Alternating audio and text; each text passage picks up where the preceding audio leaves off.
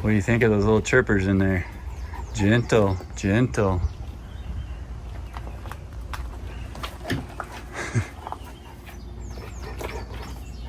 Gentle Bubba. Those are guineas. Yeah, we're friends with them, remember? Hey guys, welcome back to K&S Get Out. Got a little overcast today. Not quite as blistering hot as it was yesterday. I think it was like 96 degrees. I have no idea what the heat index was, but it was hot. And as you could imagine, inside my shed, that one, with a black roof, I do have the insulation on the top of it, just like we have in the windows here. That does help keep some of the heat out, but we're keeping our guinea keets in there. And I've got to be careful throughout the day. It can get well up over 105 degrees if I leave that heat lamp on. So we basically just turn it on at night, let it run, obviously, all night long, and then kill it during the day and leave these doors open, and we're able to maintain a pretty good temperature. So let's check on them birdies. They grow so fast. They are so different than goats, at least from our experience. Puppies, these guys get really active really quickly. What do you think, birds? Let's turn that light off. All right. We're not flapping or jumping yet, are we? Gosh, look how big you guys are getting. We're talking. So we are reading right now 98.4 degrees. Obviously my heat lamp is here, so the concentrated heat is going to be about right here. And if I'm 98 on the outside, that's telling me that over here in the corner, over here, they are under 95 degrees and they can get away from that. But I will leave that off all day today, and we've been watching it. Typically the temperature does not drop much below about 92 or 3. And they know we've been doing exercises.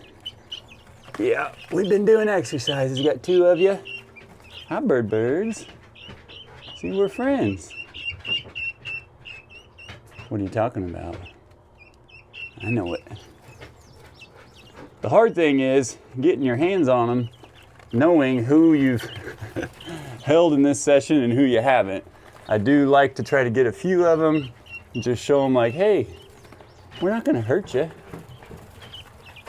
Hi, birds. Once you get their wings kind of settled down and their legs, if they perch them on your pinky or something, they calm down a bit, and it's mostly just because they realize they can't go anywhere. But the whole reason we're doing that is just for acclimation. Did you pee on me? Just kidding, I'm sweating. All right, what did I hold? About 4 of you, 3 of you? I don't know. What about you, bird? Oh, you're pretty active. Oh, you're really active. Hi, I know it. We're friends. I know. We're gonna feed you and take care of you. And then you're gonna eat ticks. What do you think? So the bird growing business is going well. What do you think, Princess Nala? She says, I can't see him. I want to get up there and see him. She hears him, but I've got the brooder just a little too high and she can't jump up here. Funny thing is, Mr. Hercules, in fact, I'll get him out here in a little bit. I'm gonna graze them this morning, but he has a very gentle touch when he wants to. And what I mean by that is, my brooder is up on some pallet planks on a couple of sawhorses. Yeah, show them, all bear. And these pallet planks, kind of like Jenga pieces. They're not real secure, so wherever the contact points are, that's what's holding them down. But Hercules likes to come in here, walk around the bottom, and he will actually jump up gently, put his paws on the side of it, and peek in. And I can see the wrinkles in his head, which tells me he has not accepted them into the family yet. But I stay in here with him, and if he just won't come off it, which has happened before, I couldn't hardly get him out of here. Then I just close these shed doors, let the birds be, turn the lamp back on if I need to. And it's a fun game. But the adult guineas, they are allowed in the goat pen. They're allowed in Goatville, and Herc has no problem with them. And when he's out grazing, he'll walk right through them. They stay calm, they don't flutter, and they all get along. So my hope is that someday he's gonna be the same way with these guys. And so I'm gonna continue to let him see them. And then as we move them up as they age to some chicken coop time, some bird run time, I think that will help him to see them growing and see our attention we give them, and then he will accept them. Very similar to what he did with the original guineas. This one, she likes to walk circles around them and just make sure that, you know, they don't go where she doesn't want them to. But they are way too fast for her. The two kings of the goat herd. That is their spot. They love to lay in the goat yard over there. Mama and her boys. Where's Mama at? She's probably hiding down there somewhere. Oh, she's over there in the hay. And then the Blues crew likes to dominate the Hercut. You can see Larry, Harry. That's Earl up there with Blue. Of course, Duke and Daisy coming over from the spool. So stinking cute. All right, Princess. You're enjoying this overcast weather, aren't you? Are you grazing a little bit? What's on your face? What'd you get on your nose? Nala doesn't spend a lot of time outside this time of year for two reasons. One, it's hot. She's a little fluffy. She's got about 3, maybe 4 coats of fur, just all different levels. And she sheds quite a bit, but because she's not outside and her body doesn't acclimate to the weather like Herc and the goats or whoever, I don't know that she gets enough of her coat off to be out here in that kind of heat. Plus, she's an older dog. She likes her air conditioning. So moments like this where Bruno's already been out for the day, Shannon's watered the garden, the goats are about to come out and graze, she'll come out for maybe 5 to 15 minutes and kind of wander around and enjoy her independence, and then boom, back in the camper. Also, it's Independence Day, give or take a couple days. And I have a lot to say about that. I'm not going to, but I do. Shannon and I actually went to a wonderful fireworks show that's put on every year, not too far from here, last night.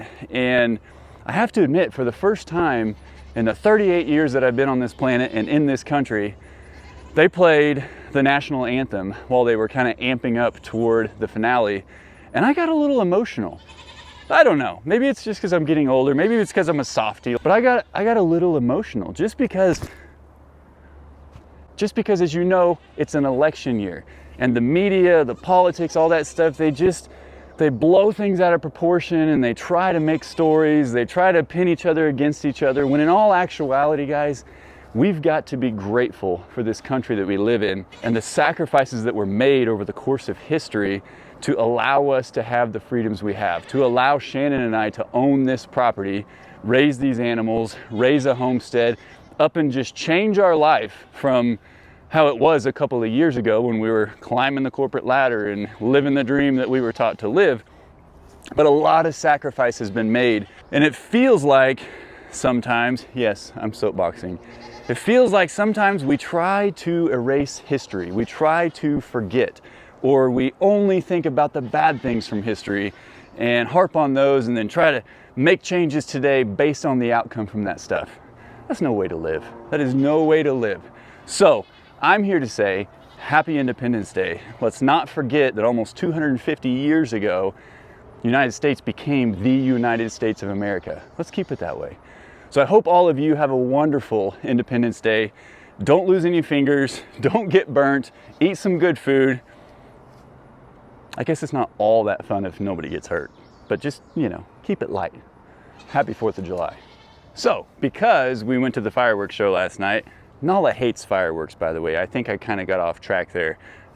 So she just tries to get through these like 5 or 6 days that people are letting off fireworks. And now that we're out here in the country, I gotta admit, those fireworks run a little bit longer, a little different than the city ordinances that we had when we lived in the city. However, all my other animals, they're used to it.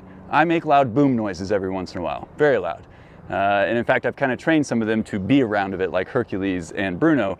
And so fireworks to them, I checked the cameras last night when Bruno was sleeping, and fireworks were going off everywhere, and he was just upside down, ears out. He was living the dream. These guys don't care. Nala can't stand them.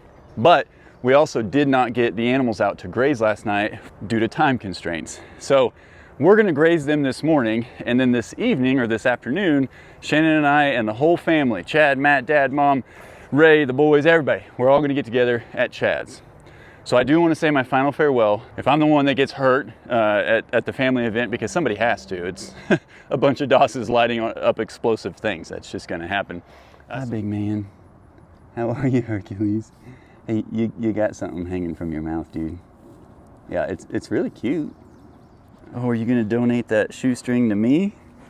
Yeah, you're gonna donate that shoestring to me? Well, thank you. Thank you. It's kind of funny because the goats, want to come see me right now, but they do respect Sheriff Herc, and Sheriff Herc demands first attention, always. What? Open the gate. Open the gate. Get my hay. What? You're so kind, Spruce. Hi, buddy. I know it. Herc likes to do this every once in a while. I do believe. Well, hello. Hello. There's the whole crew. Little Mario, Mama, Koopa, Larry, Blue, Daisy, Harry, Duke, Earl, Ouija. I didn't realize how hard that is to do kind of quickly. You guys are all kind of getting to the same size, and it's making it a little bit difficult to tell you apart at first glance. Except for you. Yeah, you're pretty unique looking, aren't you, Earl, man? Yeah, I know it. Look at them horns, buddy. Look at these little horns on Miss Daisy. Speaking of Blue. This makes me so happy. She sees the kiddos getting attention. And if you guys know, you've been with us a long time, we had to win her over big time. And honestly, this guy was a big help to that because she saw how we treated Harry and Larry, and she really started to trust us once the kiddos did. And now she wants attention. And look at those two. Just something I never dreamt would happen. Leave her be, bub, I know. But she's just staying right there. What's in your mouth? You got the blue ball that you stole from Bruno. Yeah, I know it. Are you gonna take it back up the hill? Hercules has officially confiscated, I wanna say about 6 of Bruno's toys and probably 10 or 15 of his sticks. Whenever we get Hercules out to graze, he literally tracks every step Bruno takes anytime he's out. They kind of go back and forth with it. That pretty girl. But the funniest thing, man, I think yesterday Hercules acquired about 4 of Bruno's toys and carried him over the top of the hill. Hey, hey, hey, hey.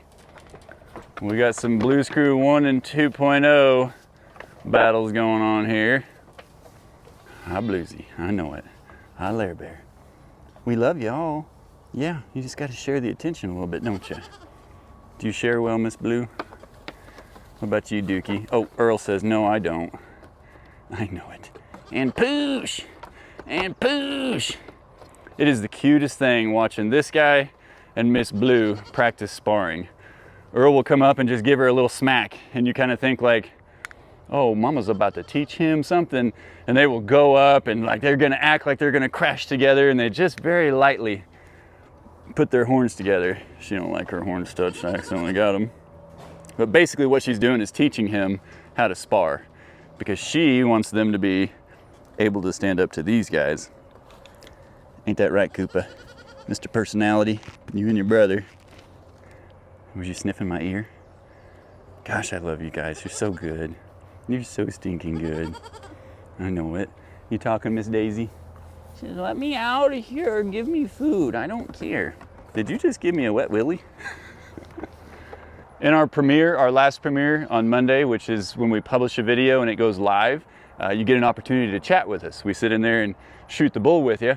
Well, in our last video, I showed my wasp fear again. I told you the story and showed you the nest that we killed up there. And somebody in the premiere, Alan is his name. Probably don't want to give him credit because stuff like this, it just fuels people like that. I'm telling the story, Chad's in there, Shannon's in there, all you wonderful people that come to the premieres are all in there. And just out of nowhere, guys like, wussy, because I'm afraid of wasps. Okay, you can pick any name you want. It doesn't make the fear go away. I've called myself that. When I run from them and I have goosebumps and I'm sweating, I'm like, dude, you're a man. You're a tall, big man running from an insect. But that insect has a weapon and it can fly. So call me a wussy if you want. I'm smart enough to know I don't want to get attacked by those. They work in numbers. So thanks for the kind words, Alan. That was very sweet of you. If you want to see more wussy in action, let me show you how I go right here because that big wasp nest is right there and that's an electric fence. So we got to be a little strategic with our wussy ways here. See, they can hear the gate. They know it. Oh, one's moving. That's what you do. You jump. One of them, they typically, one of them will come out.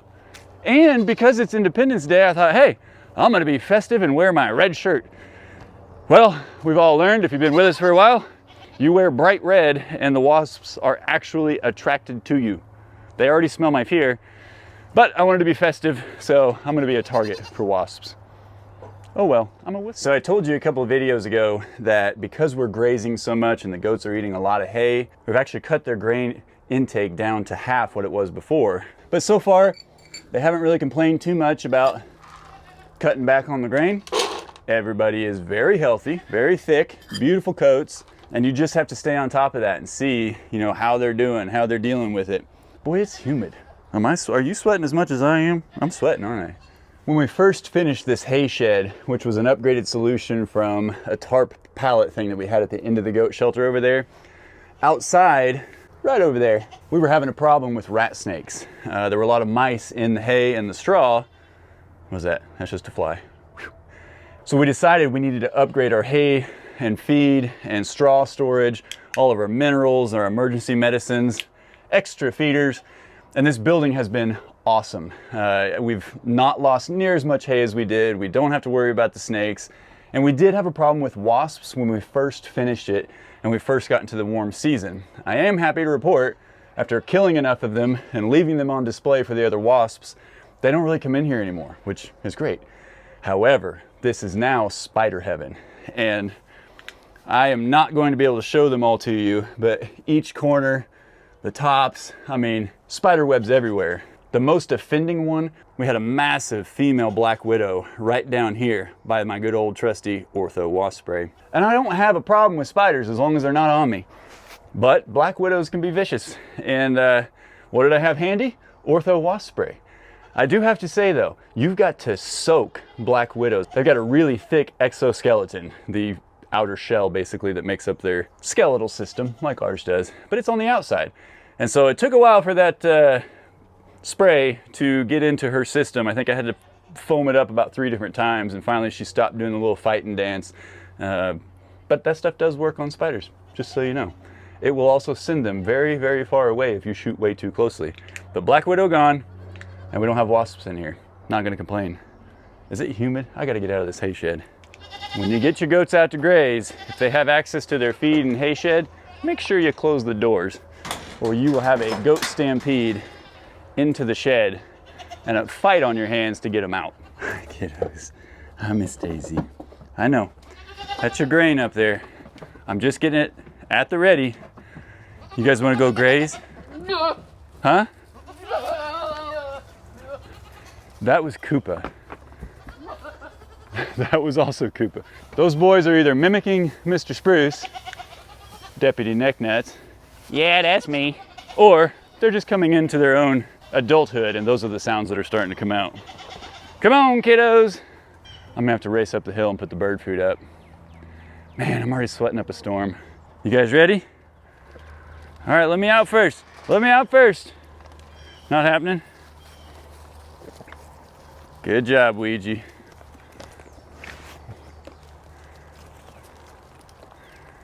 The Blues crew, where's the tag along? Boom. Blue and Mama will spend some time, especially after they've grazed for a while, out here in this. That is not poison ivy. I forget what it's called. It's not Virginia creeper. It's some kind of ivy, but it's not poisonous. There is poison ivy in there. I don't go in there, but they help me maintain that, and I love that. And Mr. Independent. Yeah, what's up? Oh, crud, I forgot. We gotta run up the hill and get the bird food out of there. Look at these snails. Goodness gracious. Get out of the bird run. Don't do it. Don't. No. Mama. Oh, good. They ate most of it. Okay. All right. Kyle, why do you breathe so heavy? Why are you out of breath? Because I don't show you everything that goes on out here. Hey. And so sometimes, we're good. We'll be all right. It is humid. It's supposed to rain a little bit. Hey, get your big head out of there. Get your big head out of there.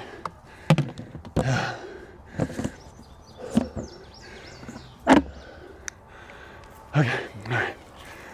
Okay, no big deal. We're good. Everything's fine. Okay. I'll be back in 5. What are you doing, Mr. Independent? Just kind of hanging out on your own. I would like it if it actually rained a little bit. We've got the sky for it. The forecast is calling for it, but I'm not really feeling it.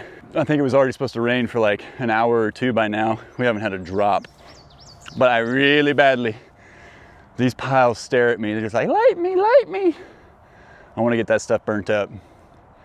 But I would like a little bit of moisture out here before I just get it ablazing. It's away from everything, not gonna harm any trees. Everything's alive right here around it. So I don't really fear that it would spread or be a problem, but it's hot. You light a fire that big, it's gonna be real hot for a minute. So you can see, I haven't yet taken the time to brush hog this, and it's pretty tall. You can see old Hair Bear back there. Not the tallest of our goats, but that's how tall this stuff is. And this is where the birds, the guineas, were laying. That nest that was active for, I think about a week and a half or 2, it was right over there. And the birds have not been spending near as much time in this. I got a little bit more tall stuff over there. I've already cut this part once this year. Obviously, didn't touch my pile here. And this stuff apparently, I mean, there are Facebook groups. I know somebody's gonna correct me, but Moulin, I don't know how you say it. That's what all that is. And there's apparently a lot of medicinal properties and positive things you can do with that. Spruce just hasn't done it yet. Lazy bum. But yeah, I wanna get the brush cutter. I've still got it on the tractor. I wanna get that back up here, trim this down, keep it at bay. It has helped tremendously with ticks. I'm sweating up a storm. I feel good, it's just muggy. But we have definitely seen an improvement in our tick population, at least where you see that it's all clear. When we bought this property a couple years ago, this was just as thick as everything around the edges. Came in, cleared that out. Since then, I've done a little bit of landscape work just to kind of make it so I could mow, at least over on that side, and then I have to use the brush cutter here. Too many hidden rocks and everything. But it is helping with the insect control. Even my wasp population, believe it or not, as much as I complain about it, it's down drastically from when we first came out here. Very drastically. And they're a little bit easier to find just because they don't have as many places to hide it all. So my guineas are working, but I really look forward to adding the other 9 that we've got in the brooder to these 7 for a total of 16. Oh, an even number again. Out here eating insects and ticks and everything. So I want to keep this clear. I think it'll help with snakes, at least keep them out in the woods. Same with the ticks. We don't have near as many oak trees over us like you do out in our woods. We are oversaturated with oaks. And I think that's why we suffer from it more than even Chad, my big brother, Doss Farms, who has very, very similar terrain to this, but I don't think he has as many oak trees. Same with Dad, Grandpa Doss Farms. They have about 5 acres over there and they cleared, you know, right there where the house goes and everything. But he said, I don't have hardly any oaks out there, which is interesting to me. We're further south than him, but he's had so few ticks this year. And I've gotten better. I feel like as it's gotten hotter, they're not quite as bad. Don't know why that is. But man, it is everybody we talk to, even folks that own land in, you know, a 20, 30 mile radius, nobody's experienced the ticks quite as bad as we do. And the only thing I can think that would be the biggest differentiator is our overabundance of oak trees. And those ticks like to hang out in those leaves. They bomb down from the trees. They're down in the leaves on the ground. They climb up you. They're bad. So I just need this guy and his posse, the bird herd, my bird army, to do their jobs. What'd you find, Herc man? What'd you find, buddy? Is it something Bruno touched? They're so funny. Ouija, Ouija. Man, look at you. You're a good looking goat. Healthy as a horse, about the size of a small horse. Speaking of horses, what? Silly boy. Harry has joined the Independent Grazers Club. It's the IDC. Him, Spruce, and Ouija are my most independent grazers. They like to be off by themselves The rest of the herd is about 80 yards deep into the woods over there. And Mr. Herc has already done his rounds, cleared the area. So they are safe to be over there per his order. I don't have a perimeter fence around the property. We have one shared barbed wire fence on this side, but the folks that owned that land have since sold it and it's in different hands, and the fence honestly has taken a beating from trees, fallen limbs and things. So that being said, we don't have a perimeter fence. And when we first started this process of getting Hercules out, in fact, we got him out by himself daily to do laps around the trail, kind of stretch him out, get his steps in for the day. He, a few times, would wander off the property. Obviously, he didn't know where the property lines were. He just saw woods he wanted to explore. And we kind of corrected that with some e-collar training. And he's done a great job since then. I don't think the guy has had the e-collar on, golly, it's been probably 3 months now, maybe even more. But now we are using it to help train Bruno. But that being said, without an e-collar on him, I don't even know where he is right now. I could take a wild guess, and I bet you $1, whatever he found in the woods, he's burying in his pen or Goatville. But the goats and Hercules have learned where they can and cannot go. The goats especially, like, they want to be within proximity of Shannon or I or Hercules for the most part.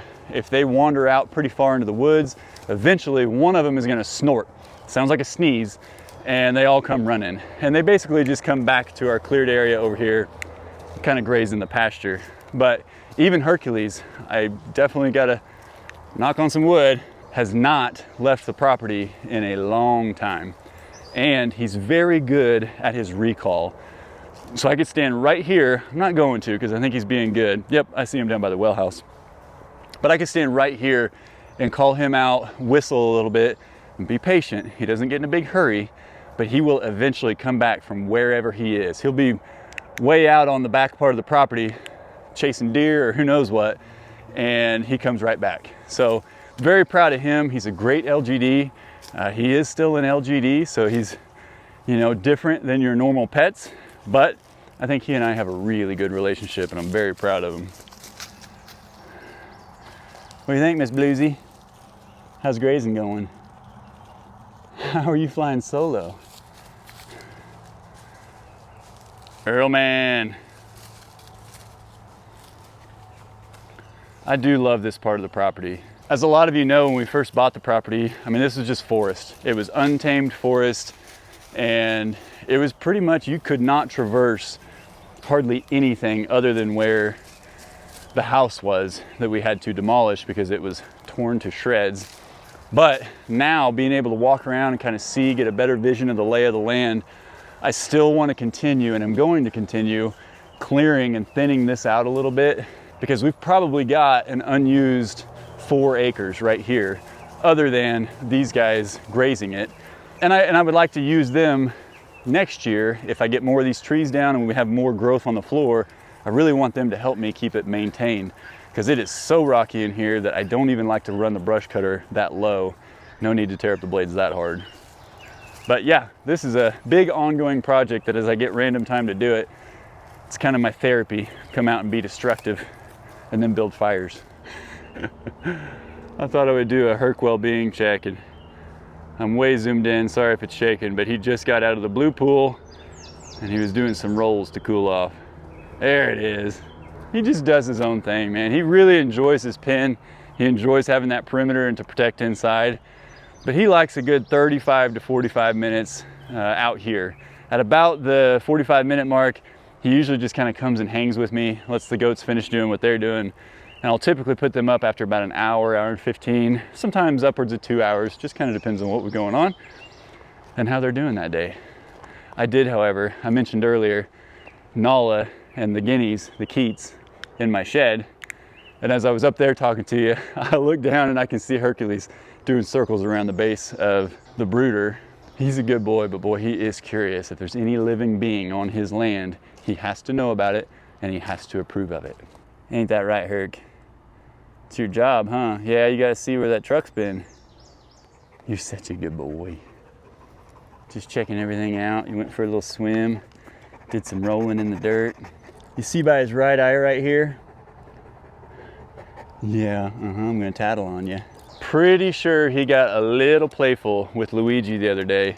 Sometimes when we have Bruno out for his outings, Herc gets a little bit jealous, and so he starts to play with the goats. The only one that will play back the way he really wants them to is Luigi. And I'm happy for that because Luigi outweighs Hercules easily, but he will take some shots to the head because Mario used to do it. Our buck that had to move on, he and Mario used to get in some vicious fights. Most of it was okay until Mario crossed the line, and then Herc would really, you know, kind of honestly get him by the leg or get him by the neck, take him down and say, hey, don't forget who's boss. And you would see a look on Mario's face like you could not get out of him otherwise. And he would go up to the top of the Herc hut and just open his eyes real wide like, oops, made him a little mad. And they had a good relationship. They got along 98% of the time, but that 2% of the time, it was a little scary at times. Well, now Luigi doesn't have the same attitude because he's a wether, he's not intact. And so he doesn't get quite as like, oh, I'm gonna actually defeat you, Hercules. It's more so like, hey, twerp, hey, get off me, I got horns. And so I think that little mark on his eye was earned from a shot of Luigi's horns. And it's the weirdest thing. Herc is tough as could be when it comes to stuff like that. But if he stubs his toe on a rock, he's gonna yelp and cry, and he's gonna limp for a while and hide in his house. But yeah, he's a unique dog, LGD. For how big a dog he is, he's so gentle about how he climbs up there. It's okay, bub, it's okay, they're friends. Tail is wagging. I know, we can't knock the brooder over, okay? I know it. Those wrinkles on his head indicate curiosity. Typically when he's got those wrinkles, one of two things come after that. They go away and he's okay with the situation, or he reacts, responds. So I'm trying to talk him through. I would love for him to learn friend or, you know, some kind of polite word. I try it with when we have family over and they just want to love on Hercules. I try to calm him down, but he is a working dog. And I think Shannon and I are going to be the only two people on the planet that ever get to have that lovey-dovey time with him. And even then, I still got to keep an eye on him because he gets things in his head and sometimes he just, I don't know, he talks to me. He talks to me in Doglish, not like me actually talking for him, but we converse. He's a good boy though. So in a normal grazing, when I'm not filming, this is what these guys do. They just kind of make a couple of big circles around the property, and they always come right back down here. And then they typically finish out by grazing up here in this prairie. And it's honestly very peaceful. If I'm not walking around and filming and breaking a massive sweat, by the way, sorry about that. A lot of times I can sit on the rocker over there and they will just stay basically where I can see them. The only time it's kind of problematic is if they want to go this direction and they get on the other side of the goat yard where that temporary electric fence is. Got to go down and kind of corral them up because I don't want them going over the property line and finding all the food that's on the neighboring property, because there's plenty to eat over there too. But it's a very peaceful event. It is just a time investment, you know. For one, it took us a while. You've been with us for the ride basically, but it took us a while to get them kind of trained to be this good, be doing this, and understand, you know, hey, you have freedom to eat anything and everything out here. Just do me a solid, kind of stay inside the wood line, more or less. And they do. And this guy picked up on that very quickly and actually kind of helps us. If he hears me calling the goaty goats, that's how I hoot and holler at him for feeding time, a lot of times he'll go out and help me and tell him like, hey, he wants us back over there because you're my big helper, aren't you, buddy? I know it. I know it, big guy.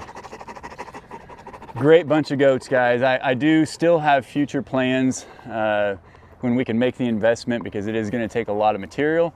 But I do have future plans, obviously, for a perimeter fence.